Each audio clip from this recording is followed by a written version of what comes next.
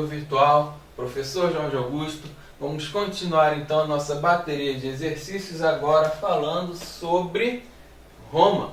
Nós vamos relembrar um pouco aqui desse grande império que a humanidade conheceu. Esse império estritamente ligado aqui também a uma expansão territorial, a conquista de novos territórios, a guerra, a uma briga aqui com a religião cristã até ela se firmar como a religião oficial do império. Questão número 1. Como estava constituída a sociedade romana na época de atuação dos irmãos Tibério e Caio Graco? Tibério e Caio Graco, eles foram legisladores romanos. Eles buscavam então adequar as leis romanas para acabar um pouco com as tensões existentes entre as classes sociais. Então nós vamos ver aqui como era a sociedade romana na época desses dois irmãos. A resposta é, nós tínhamos aqui os patrícios, que faziam parte da aristocracia agropastoril, os plebeus, que eram os cidadãos livres, os cavaleiros, que eram os mercadores, os banqueiros e comerciantes, os latinos, cidadãos nascidos na Península Itálica, os libertos e os escravos. Esses dois irmãos aqui, na luta por reforma nas leis romanas, eles estavam sempre aqui tentando acabar com o problema entre patrícios e os plebeus.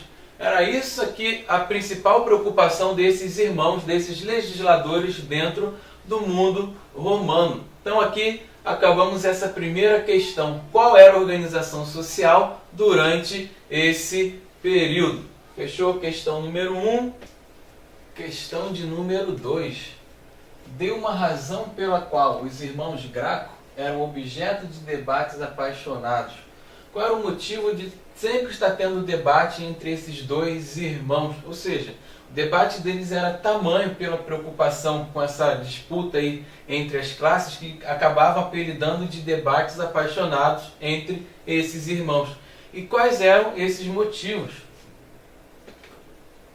Nós vamos ter aqui, os irmãos Graco tentaram contornar o caos social que se instalava em Roma, principalmente em razão às tensões causadas pela concentração fundiária nas mãos de ricos patrícios. Ou seja, a grande preocupação desses irmãos Graco era acabar com as tensões entre patrícios e plebeus, já que os patrícios concentravam toda a riqueza e os plebeus não possuíam riqueza alguma.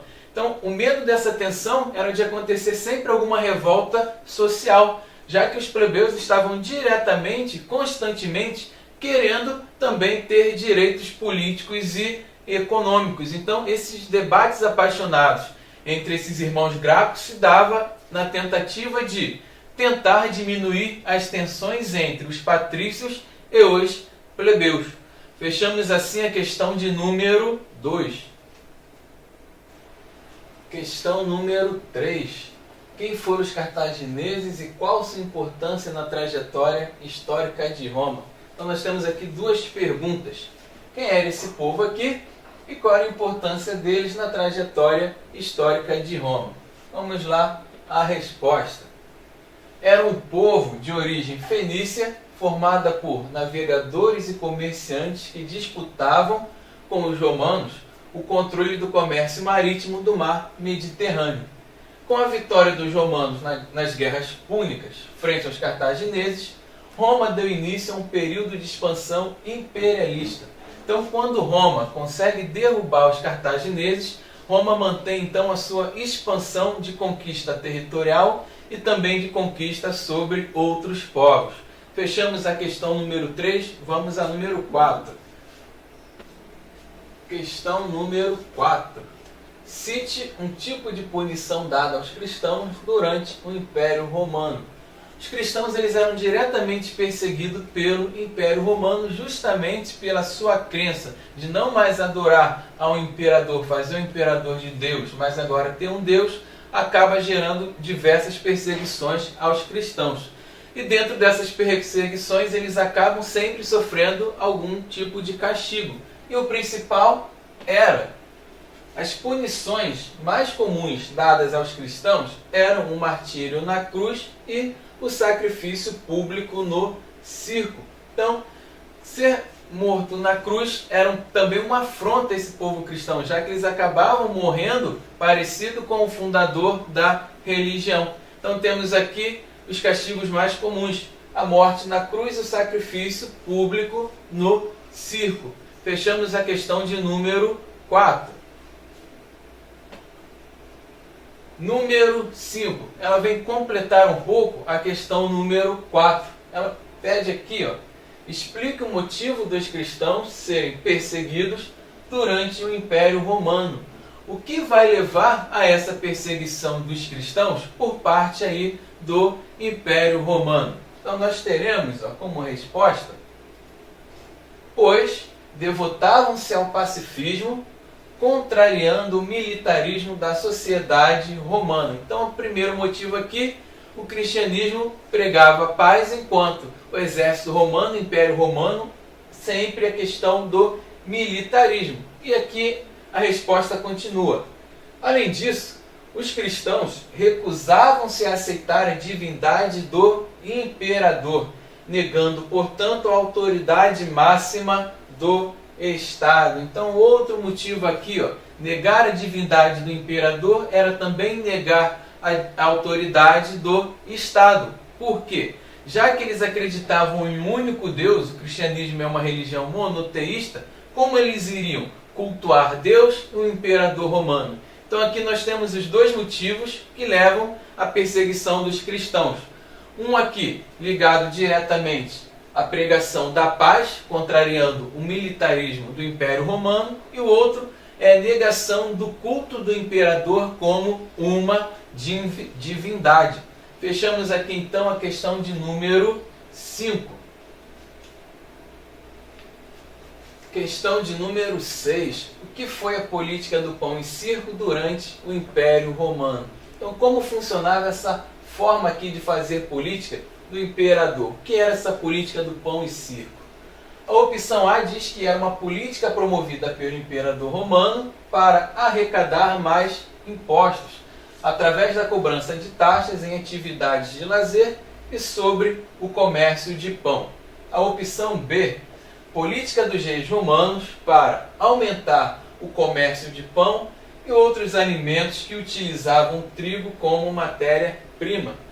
Opção C: distribuição de alimentos, principalmente pão, e diversão, principalmente luta de gladiadores, como forma do imperador agradar os mais pobres, diminuindo as tensões sociais e evitando revoltas e conflitos em Roma.